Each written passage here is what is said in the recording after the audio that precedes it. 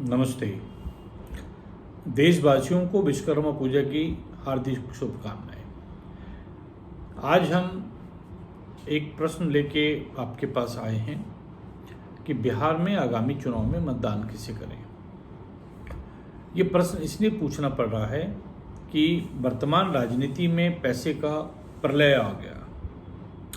कौन कितना खर्च कर सकता है, कौन कितना आपको लुभा सकता है, कौन आपको कितना बड़ा वादा कर सकता है, कौन कितना स्ट्रक्चरल वे में आपके पास पहुंच सकता है। Media, social media, print media या उनके जो कार्यकर्ता हैं या आपके घर घर आकर के आपको पर्ची थमा के, आश्वासन दे कर के और भाषण में भी आपको आशा बंधा करके कि हम आपके लिए क्या करेंगे, वादा और इरादा जो है आपको बताते हैं कि हम करेंगे क्या आपके लिए।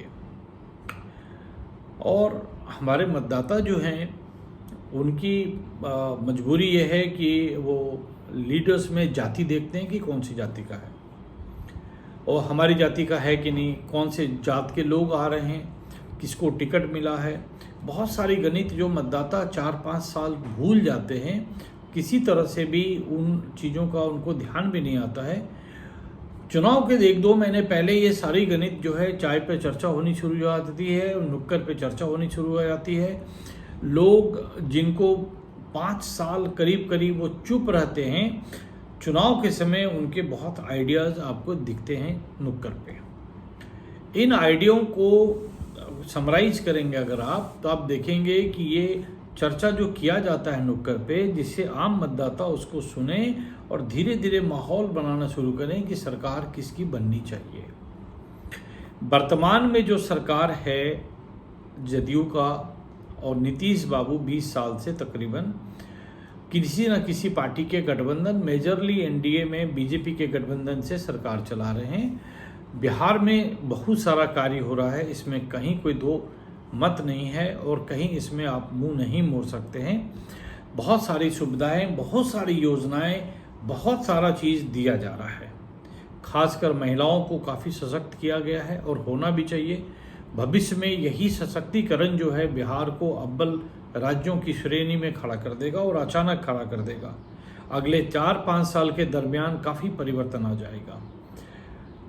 हम लोग जो हैं बीपीएल पार्टी जो है विगत 6-7 वर्षों से है, लेकिन हम लोगों का काम सीमित है, चूँकि स्रोत सीमित है, आय सीमित है।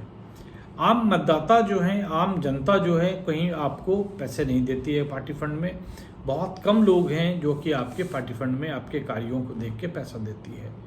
यही चीज़ बाकी पार्टियों के लिए भी आता है, लेकिन बाकी पार्टी जिनकी सरकार है उनका आने का स्रोत अलग है, उसको पब्लिक मीडिया पे हम नहीं दे रहे हैं। जिनकी सरकार कहीं न कहीं है उनका भी आने का स्रोत है, जिनका सरकार भी पास्ट में रहा उनका भी आने का स्रोत है। बाकी जो नवोदित पार्टियां हैं उनका बहुत लिमिटेड स्रोत है आने का। अब बिहार में एक नई पार्टी विगत 3 वर्षों से आई है और जो लगातार यात्रा को ही अपना प्रचार का बेस बनाई है। इन्होंने बहुत ज़्यादा पैसा खर्च कर रहे हैं, ऐसा जानकारी मिला है। अब इतना ज़्यादा पैसा जो लोग भी लगा रहे हैं, आम मतदाता तो पैसा दे नहीं रहे उस पार्टी में, जो लोग भी इस पार्टी को पैसा दे रहे हैं, तो आप भी जानते हैं कि अगर कोई व्यक्ति अगर कोई पैसा कहीं इन्वेस्ट करवाता है या करता है तो उसको उसका रिटर्न चाहिए। तो रिटर्न किस भाषा में लेंगे? अगर वो सरकार के कोई किसी भी तरह से पार्ट बनेंगे, ठीक, जिसकी उम्मीद लोग कर रहे हैं कि उनका भाग्य हो सकता है कि अलायंस में ही कोई काम करें।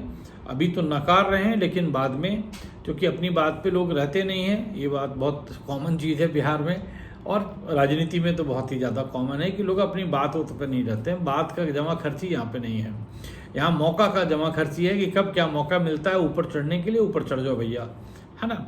तो अब मान लीजिए कोई भी इंसान पैसा लगा रहा है, करोड़ों अरबों रुपया लगा रहा है, तो नेचुरली कि उसको रिटर्न चाहिए।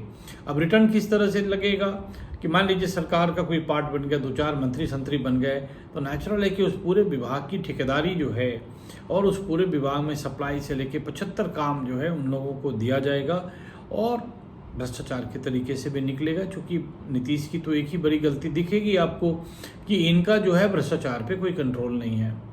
थाना हो या सीओ कार्यालय हो या फिर आपको आरटीपीएस सेंटर हो, मतलब कहीं भी योजना ये अगर इन्होंने लाया है तो योजना बिना भ्रष्टाचार की लपेटे का जनता को मिल नहीं रहा है, ना जनता को जानकारी है।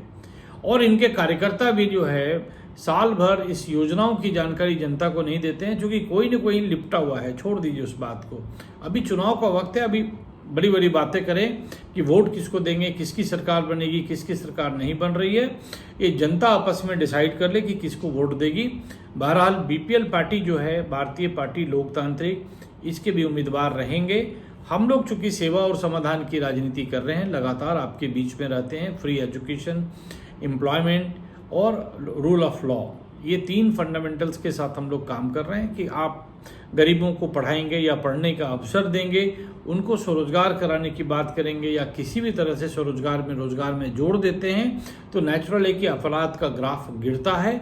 और सब गरीबों को चूंकि हम निःशुल्क में अधिवक्ता प्रोवाइड करते हैं और उनका कार्य करते हैं तो उनका विश्वास भी है जो कानून में बढ़ता है। जो विश्वास पुलिस धराशायी कर देती है कि एक एफआईआर हुआ नहीं, एक कंप्लेन हुआ नहीं, एफआईआर की छोड़ दो भाई, कंप्लेन का एगो पेपर दे दीजिए, पुलिस कुत्ते की तरह खोजना शुरू कर देती है, कहाँ गया, इतना डरा धमका के सब कानून को ताक पे रख करके उसको तुरंत अंदर करने की बात करेगी, कुछ भी करेगी। सरकार का जितना प्रयास है पुलिस डिपार्टमेंट बर्बाद कर दिया है। सरकार ने दारू बंद किया, पुलिस डिपार्टमेंट दारू को बेचवा रही है। ये कौन बोल रहा है? हाईकोर्ट बोल रहा है, हम नहीं बोल रहे हैं। हमारे पे मान आने का मुकदमा मत करिएगा, आगे हम भी देख लेंगे, है ना। लेकिन हो क्या रहा है, इन्वॉल्वमेंट किधर है? ब्राउन शुगर बिक रहा है, अरे गली गली में पुरिया बिक रहा है। कौन बिक रहा है भाई? कौन बेचवा रहा है? किसके नज़र में नहीं आ रहा है? लेकिन एक अगर शरीफ आदमी के पीछे एक कंप्लेन आप दे दीजिए, पुलिस देखिए कैसे घर ढूंढते पहुंचेगी कि हमें ये चाहिए, हमें वो चाहिए। देखिए फिर हम बात मिलते हैं।